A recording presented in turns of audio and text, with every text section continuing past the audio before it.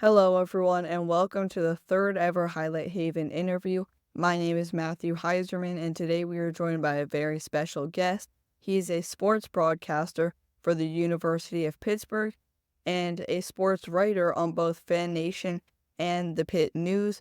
Let me welcome Ari Meyer to the show. It's great to have you on. Yeah, thank you for having me. Yeah, I'm just excited to be here. Of course. Let's get right to it. So, you currently find yourself very involved with sports media at University of Pittsburgh, but it wasn't always that way. Can you explain how you got so into being a broadcaster and journalist? Yeah, so when I was in high school, I was barely involved. So doing what you're doing at your age is all already steps and steps ahead of me. But I took a journalism the senior year of high school, and I wrote one article, and it was about music or something like that. And it really didn't have anything to do with sports, and I really didn't think about it much. But then I got to school. And during orientation week, there was like a culture or something like that. And I stopped at the radio booth. I saw they had sports stuff. I was like, that sounds interesting. Um, so I joined and I ended up calling some games. The first game I ever called was women's basketball in November of 22, I guess. And it was Pitt versus George Mason. It was a non-conference basketball game. And it just went from there. I done weekly talk shows with the radio station. This is the student radio station up here, WPTS. And then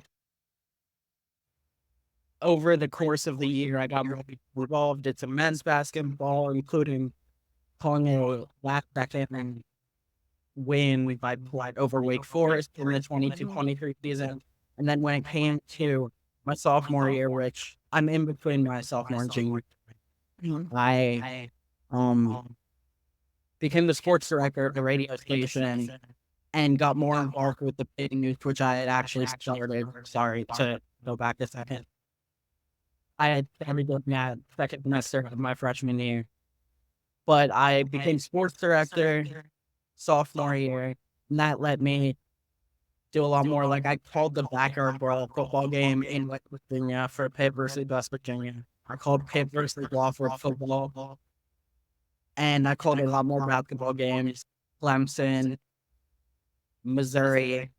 Those are just a couple of the schools. And then I had the opportunity to travel down to DC, which is the area I'm from, to call the entire ACP tournament for Pitt, which was a great opportunity and a dream come true for me. Even though I wasn't in like the sports media space growing up, being able to walk through like the halls that like the people I looked up to as a kid, like Alex Ovechkin, Nick Backstrom, John Wall, March Gortat, like that was crazy. And then I got back from that and had like a month left of school, and I got a message from my now boss, and he was like, "Hey, would you like to write for us?" And it's all gone from there. And now I'm writing about Pitt and the Steelers. And yeah, I hope that answered your question.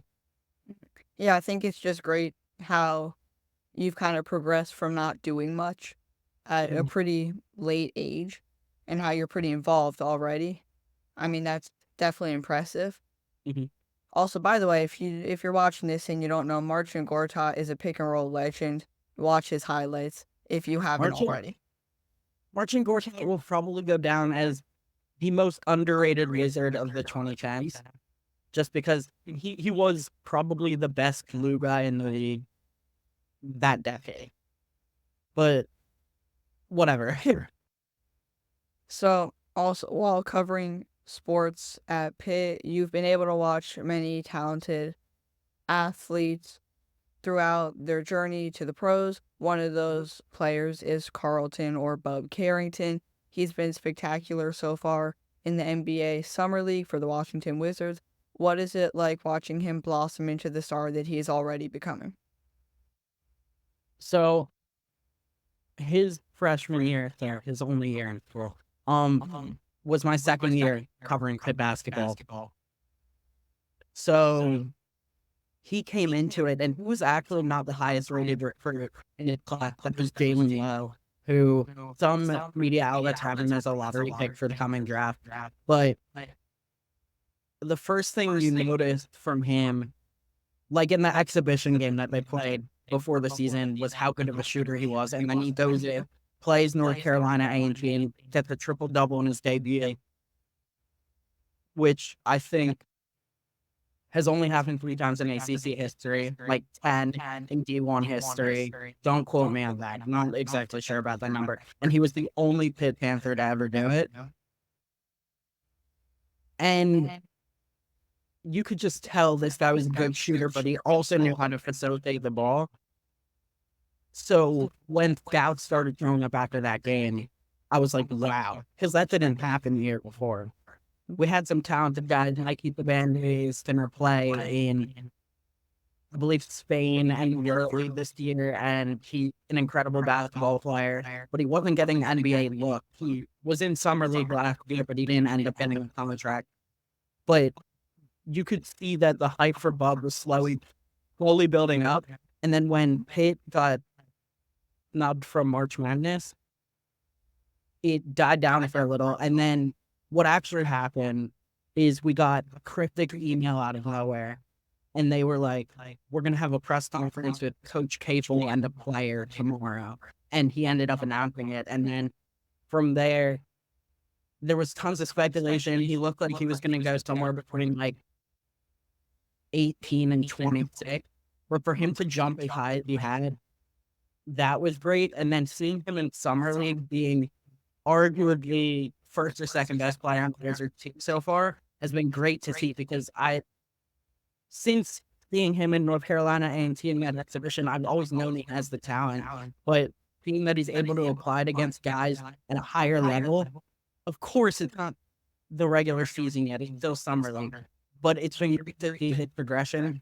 And I'd say the one thing that stands out to me the most is his maturity. It wasn't that he wasn't mature at the beginning of the season. I actually think he's been mature throughout, and I think that's helped him grow as a basketball player, even though he won't turn 19 until this Sunday. I mean, definitely has a lot of room to improve and got almost a triple-double in his first Summer League game. So I'm definitely excited to see his career for the Wizards, and I'm definitely expecting some big things from him. Mhm. So just last season, we saw a big struggle from Pitt football as they finished the season with a 3-9 record, including going 2-6 against teams in the ACC conference.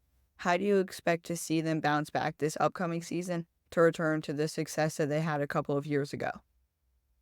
So I think that they got rid of their 2 biggest issues. They fired their offensive coordinator, and Phil Jakovic, who at one point was a great football player, but he got a hand injury while he was at Boston College, and he was never the same. Those were the 2 main issues as I see it and as many fans see it. And I think they fixed those because they have Nate Yarnell, who was the 3rd-string quarterback last year, but ended up really showing that he was the best on the roster. And he'll be starting along with Eli Hurting, the transfer from Alabama, backing him up. Those guys, I think, are interchangeable in terms of starting quarterback. But then you bring in Cade Bell, who was at Western Carolina as offense coordinator, and he led FCS in total yards, over 500 yards a game. They won a game by like 60 points in the middle of their season. And that's what Pitt needed. They were running like a really stagnant offense. Like they would move the ball a couple of yards with guys like Rodney Hammond, who is likely in his last year as a Pitt Panther running back. And they'd get like 3 or 4 yards, but then they'd not do anything in the next 2 trying to pass it, and they'd throw a pick or something like that.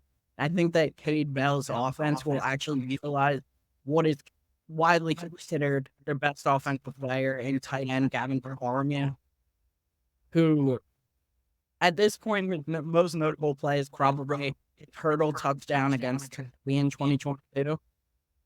But he really had an opportunity to break out if Yarnell or Holstein or whoever's throwing the ball is able to target him, because the guy who's clearly the best receiver on the team in Bartholomew had like less than 2 targets a game last year. And that was a big issue. And I think the defense is always going to be pretty good. Pat Narduzzi runs a pretty good defense, and he has Randy Bates, who's been there for forever at this point. And the defense has never been a problem. They've sent like 6 corners to the NFL in like the last 8 or 9 years. So I'm not worried about the defense, but I think if the offense gets together, it'll be good. And then my final point on that was if you go to like, I think it's 24/7 that made this list. Pitt is the 10th easiest schedule in power for football this coming year. They don't play a lot of the tougher teams. They don't play Florida State. They don't play Miami. Their non-conference schedule could be a struggle, but from the outside looks pretty easy, with Cincinnati and West Virginia being the harder non-conference games. But I'd be disappointed if they don't at least get 6 wins and make a bowl game this year. I mean, it definitely a lot of potential for them. They just have to kind of put everything together. But I'm excited to see how their season works out for them. So another thing you do quite a lot of is play-by-play, especially for Pitt football and baseball. With play-by-play, like everything else, there are many pros and cons. Can you describe a major difficulty when doing play-by-play? Yeah, so for radio specifically, which up to the point I've really only done radio, you have to describe everything. So for sport, like, I'd say football is probably the hardest, just because press boxes aren't up close, so you also have to use your eyes pretty well. But describing where they are on the field, continuously reminding the broadcast what the score is, what the down and distance is, how much time is left on the clock if it's relevant. Like, you don't need to say that there's 6 minutes left in the first, but if there's a minute and a half left in the second, then that's something you need to bring up. So just remembering that even though you can see it, the people who are listening can't, and you have to include stuff that helps paint the picture for them. Like saying Rodney Hammond run for 8 yards or whatever. That's the easy part. But saying like he cuts right and he's whatever it may be, whatever positionally he's doing on the field, that's the hard part. Making sure that people know. And of course, it comes a bit easier with prep, looking into who the players are going to be on the field. Like they'll list probable starters or something like that. That's a lot easier with basketball when there's a lot fewer players. But I'd say painting the picture is the hardest part, and it just comes with practice that you get more and more used to it. Like the first game you would do, it's going to be really hard because you have to figure out how people who are listening think. But as you keep doing it, it gets easier. And then I know, like, if I'm ever listening to radio, I want it so I could close my eyes and kind of just envision what's happening on the field. And I know that's very difficult to do when you're Yeah. calling the game. So the easiest sport for that is baseball. And it's also easy for TV because you really don't have to say that much because it's very clear what's happening on the TV. I have tons of respect for professional baseball broadcasters. Their work is very hard. But it's very one step at a time, which allows you to think about what you're going to say more quickly and be more prepared for each coming thing. But it also makes it easier to get more descriptive because you have to fill a lot more time. The hardest job in play-by-play is color commentary for basketball, probably, because there's so little time in between stuff that you need to describe. You basically have to put the color commentary in when teams are bringing the ball up the court before they really get set up to score. And you mentioned baseball in there. One thing that I wanted to kind of ask about is I know a difficult thing could potentially be baseball in between pitches. There's not necessarily as much to say. How do you deal with that when you're calling a baseball game? A lot of that has to do with you have to do a lot more prep with baseball, which I actually should have brought up, because what you want to fill the space with is stats, and not only stats, but stats that are relevant to that at bat. If you're able to figure out, yeah, um, I don't know, Trey Turner hits at 1/3 of his pitches in an 0-2 count, and they're going to be hit. You want to know that before you get to the 0-2 count. And that's what we want to fill the space with, because people who listen on the radio want that sort of analysis said, because that's the kind of stuff that when a batter walks up to the plate, like, you can put under their name on TV, but it's not going to show up on the radio. So that's what you should fill your time with, or stuff about the player. If they've been in the news recently, you can bring that up. But I'd say filling it with stuff that's relevant, like stats that are relevant to that specific at bat and that pitcher, or something like that. Like, let's say Bryce Harper is a bad hitter against Garrett Cole. You want to bring that up as he's walking to the plate, or in between the first and second pitch, or something like that. Yeah, so now I'm gonna go not necessarily pit sports specifically, just college sports as a whole, where a popular topic in college sports has been whether athletes should be making money. For those who don't know, NIL deals make it so that college athletes can get paid for their name, image, and likeness. Of course, this benefits athletes, but I'm curious to whether you think it's good for college sports as a whole. I think it's good for college sports to an extent. There's two parts to it. Like, for example, the new college football video game. Anyone who opted into the game got $600 and a copy of the game. That's good. Players should be compensated for their likeness. A player signing a deal with a flower shop like Pitt has had in the past, where they appear in like a couple of Instagram posts or something like that, that's good. The Dunkin' on campus. I know this is Pitt. I'm talking about Pitt right now, but this applies to doing this at any school. The Dunkin' on campus deals with the basketball players, where they appear in like a mini commercial or whatever, where they make their Dunkin' order. That's good. Offering NIL money before signing a player for your booster program is not good. There's, I believe it is Great Osibor, who signed at Washington, and his NIL deal came out to like $2 million. But he knew ahead of time he was going to get the $2 million. And I'm not exactly sure if that's legal, because the NIL laws change all the time. But that kind of stuff is bad. You cannot be able to pay to get players there. And I think NIL should more so be restricted to outside companies, and boosters should not be able to raise that sort of money.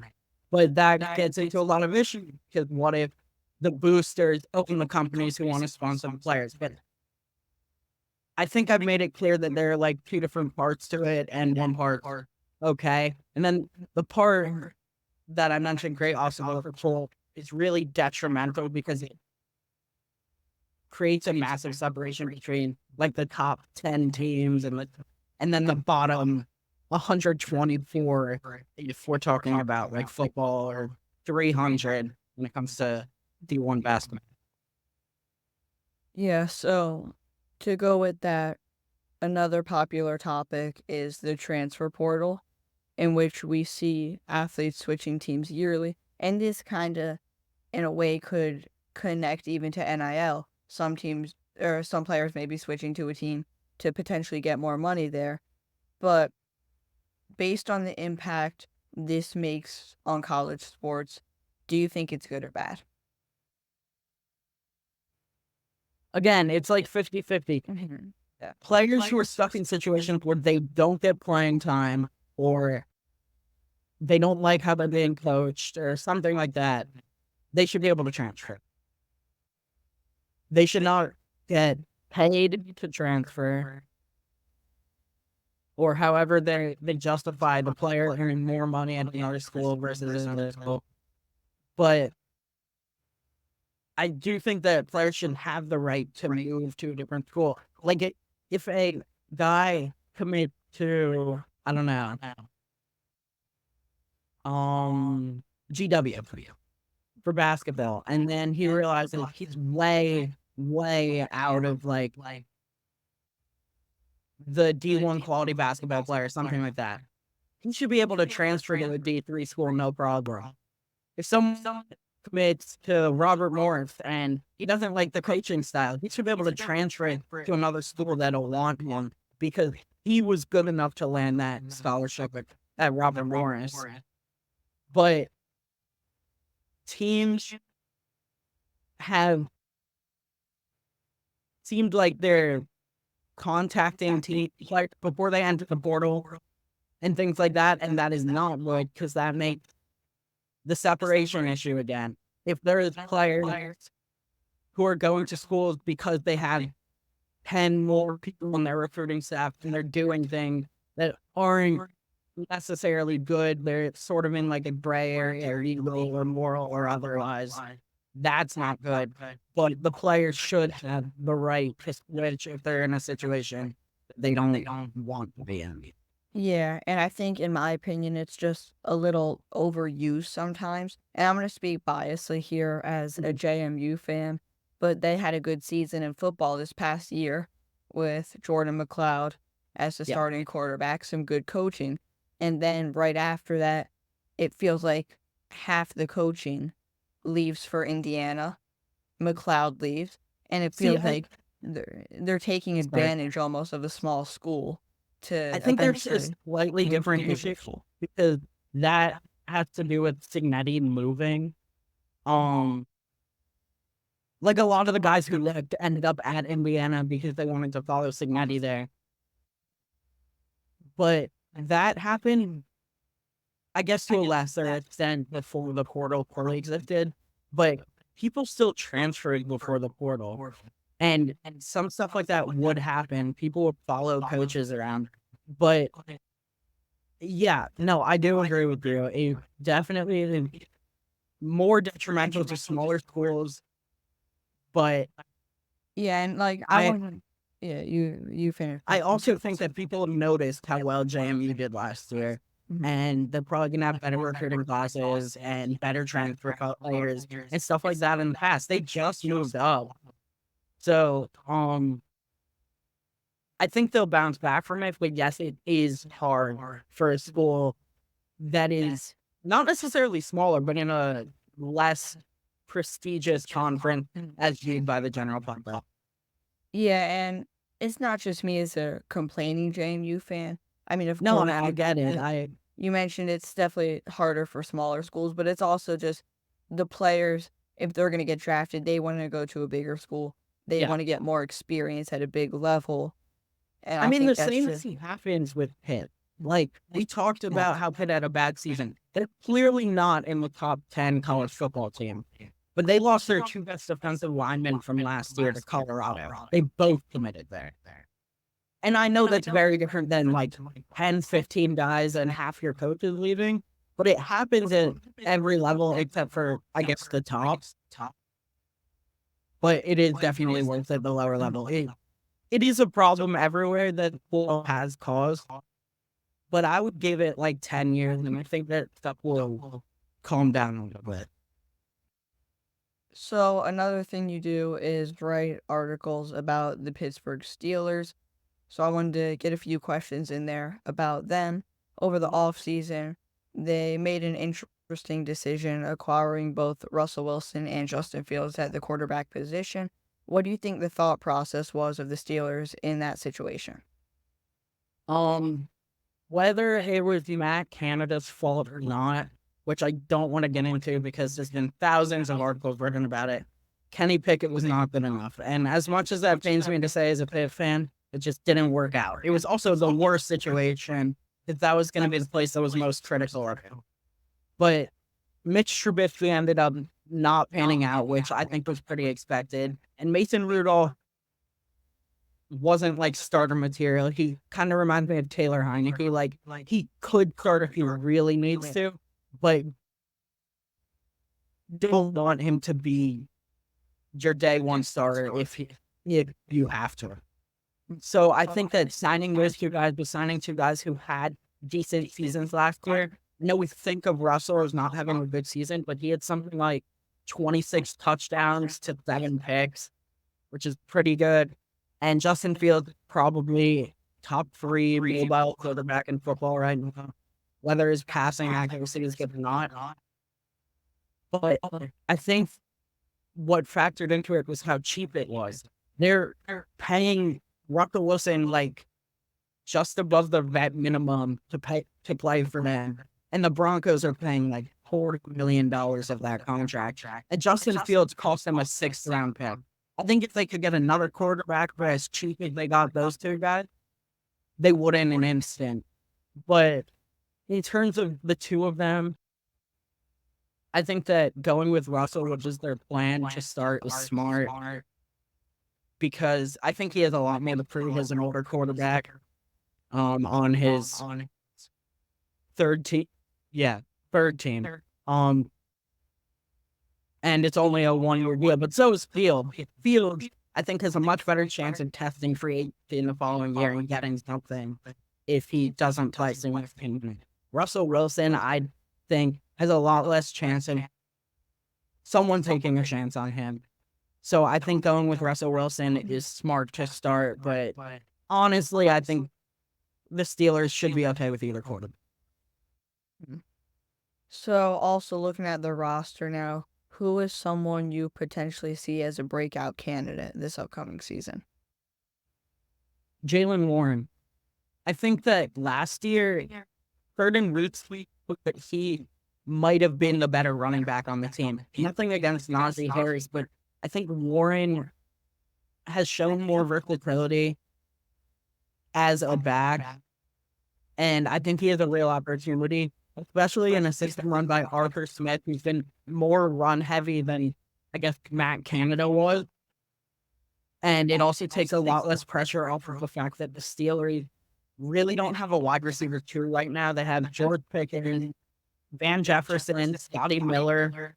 Pat Freiermuth is kind of their wide receiver 2 right now as a tight end. So they don't have to focus on that void if they go more run heavy. And I think Jalen Warren really has a chance to prove that he could be the number 1 back, especially because the Steelers and Najee Harris did not come to a conclusion on his 5th year out there. And I actually love that answer because I am a big Jalen Warren fan myself. He's easily one of my favorite Steelers players. And I might just be saying that because he helped out my fantasy team last year. But the entire season, I thought that he was better than Najee Harris. It felt like for the amount of snaps he was getting, for the amount that he was able to do, his production level was a lot higher. I also think that he also proved himself to be better in like clutch moments. Like when it came down to it, I would have said, you're on the goal line and you need like a 4th-and-2 conversion or something like that. I would rather go with Warren than Harris. Obviously, I feel like Harris had a better chance of breaking out on like a 25-yard run. But Warren would be more consistent, and I think that is what made me view him as the better back at certain points last year. And I think there's an opportunity to show that this year. I think Warren could definitely be a number 1 on a lot of teams that could use him.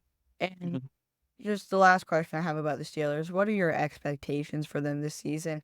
Do you expect to see them in the playoffs? I mean, that's a hard question because like we have no idea how the rest of the NFL is going to go. As a team, I'd say 9-10 wins. But I wouldn't be surprised if they had 7 or 8 if certain things don't click or they get hit with an injury bug or something like that. And they got hit with a pretty significant injury issue last season. It went down to like 1 starting linebacker in the middle of the season, but I think that they have the talent to win 9-10 games. They just need to figure out what they're doing. The passing and with corner, especially since Cam Sutton could be suspended until the Commanders stand. And then it's also hard to ignore the fact that they're playing in probably the best Yeah. division in all of football. So when you look at it, they're going to have to make it as a wild card because they're not beating out either the Ravens, Bengals, or Browns, most likely for that number one spot. Yeah, I don't think their team is a division-winning team this year. That being said, if they were to decide who won the division based off of like division record, Steelers would have won it last year. They went, I think, 5-1 last season. So they kind of play how I see the Commanders play, where they could play terrible against any other team, but when it comes to the division, with the exception of last year for the Commanders, they're going to play up to the competition. But I don't know if they win those other games on their schedule to take the division. So I think you could see them in the wild card. But I also think that they could be one of those unlucky teams with a winning record and not in the playoffs or something like that. Especially in a tough AFC conference. Yeah. They would make the playoff for me next year. Easily, in my opinion. So, of course, throughout your broadcasting career, you've had the opportunity to cover a lot of exciting games, meet some awesome people, and everything in between. Can you describe a specific moment of yours that really stands out to you as your favorite or most memorable? Yeah. I mean, I'll give you two. So one of them was really short, and that was walking through the Caps tunnel on the way to the press box elevator at Capital One Arena, and just walking through there and being like, the people who walked through here, like meant so much to me as a kid and growing up and stuff like that. That's one of them, and then the other one is sort of unexpected. I was working at a women's basketball team. I don't think I was doing play-by-play. I think I was just helping fit athletics out or something. And usually there would be like the members of the men's basketball team to the game or something like that. But there was this older man sitting in like one of the suite areas.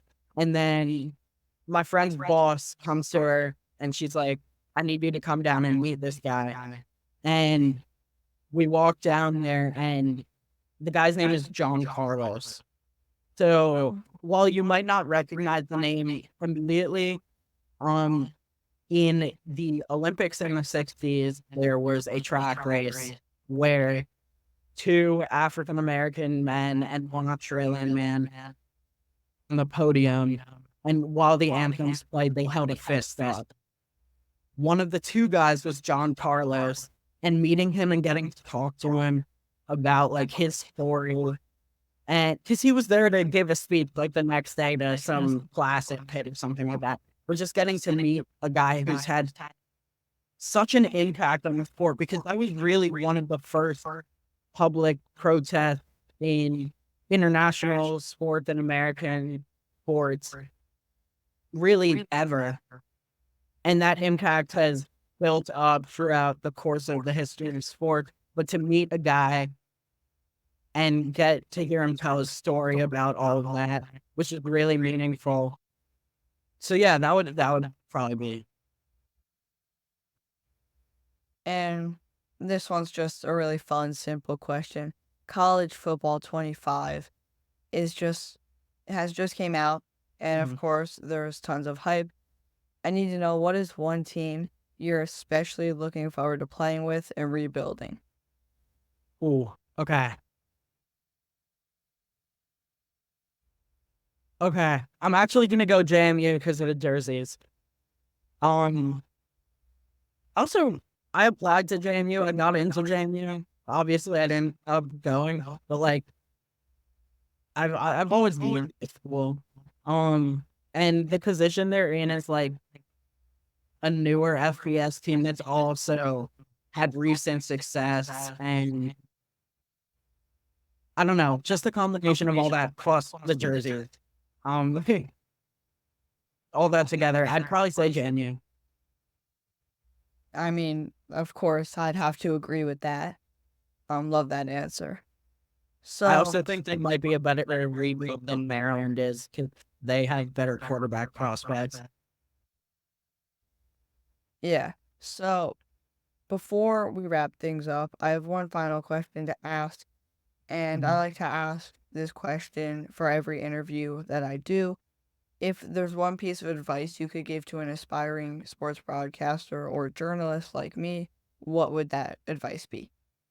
I mean, the common advice is like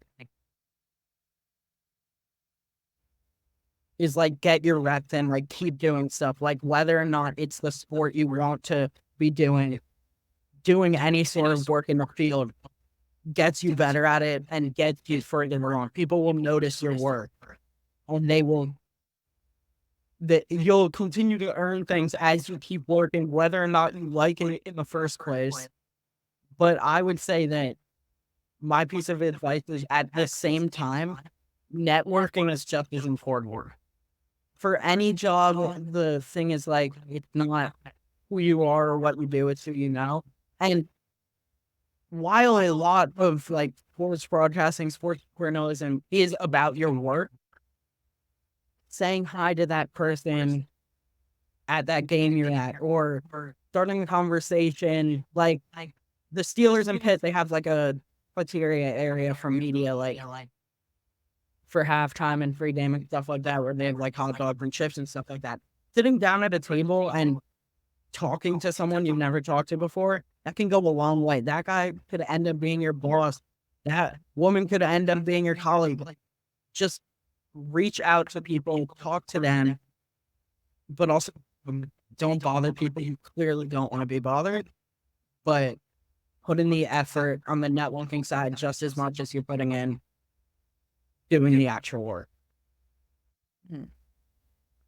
So, I'm going to wrap it up here. With that being said, I can't thank you enough for coming on. I really do appreciate it. To anyone watching, make sure you follow Ari Meyer on Twitter, as well as check out his articles on the Pit News and Fan Nation. Again, big thanks to Ari Meyer for being the third ever Highlight Haven guest, and we'll see you next time. Thanks for having me. Been a pleasure.